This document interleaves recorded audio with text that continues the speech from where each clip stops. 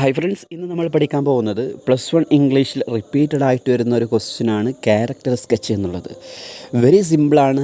ആദ്യം നമ്മൾ പഠിക്കേണ്ടത് എങ്ങനെയാണ് ക്യാരക്ടർ സ്കെച്ച് എഴുതുക എന്നുള്ളതാണ്.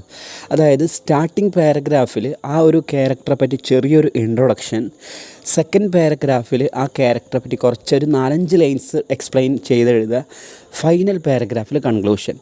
അപ്പോൾ നമ്മുടെ നമ്മുടെ ടെക്സ്റ്റ് ബുക്കിൽ നിരവധി സ്റ്റോറീസ് ഉണ്ട്. ആ സ്റ്റോറീസിൽ ഏതൊക്കെ ക്യാരക്ടേഴ്സാണെന്ന് നോക്കാം.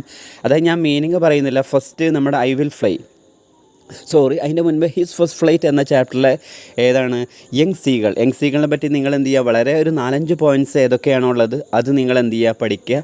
അതുപോലെ തന്നെ അടുത്തതാണ് ഐ വിൽ ഫ്ലൈയിലെ ദ വില്ലേജ് ബോയ്. പിന്നെ നെക്സ്റ്റ് ആണ് മാഗിയൊക്കെ നിങ്ങൾക്ക് അറിയുന്നുണ്ടാവും, വെരി സിമ്പിളാണ്.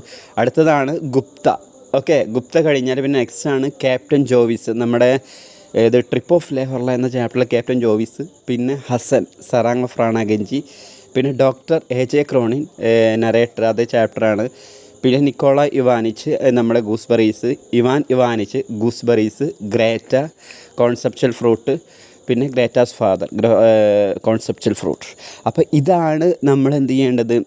ആദ്യം ഒരു 2-3 ലൈൻസ് മാത്രം പഠിച്ചാൽ മതി. പിന്നെ ക്യാരക്ടർ സ്കെച്ചിൻ്റെ ഫോർമാറ്റും പഠിക്കുക. അതായത് നമ്മുടെ ക്വസ്റ്റ്യൻ പേപ്പറിൽ ക്യാരക്ടർ സ്കെച്ച് എന്ന് കണ്ടു കഴിഞ്ഞാൽ എല്ലാത്തിനും എഴുതാൻ പറ്റിയ ഒരു സ്റ്റാർട്ടിങ്ങും എൻഡിങ്ങും ഞാൻ മുൻപേ അപ്ലോഡ് ചെയ്ത് വെച്ചിട്ടുണ്ട്. അപ്പോൾ നിങ്ങൾ എന്ത് ചെയ്യുക, ആദ്യം നിങ്ങൾ അതാണ് കാണേണ്ടത്. അത് കണ്ടു കഴിഞ്ഞാലാണ് നമുക്ക് ഏത് ക്യാരക്ടർ സ്കെച്ചും നല്ല രീതിയിൽ എഴുതാൻ പറ്റുള്ളൂ. ഓക്കെ, അതിനുശേഷം നമ്മൾ എന്ത് ചെയ്യുക, ഈ പറയപ്പെട്ട ക്യാരക്ടേഴ്സിൻ്റെ ഒരു 4-5 പോയിൻ്റെങ്കിലും പഠിക്കട്ടോ. Anyway, thank U.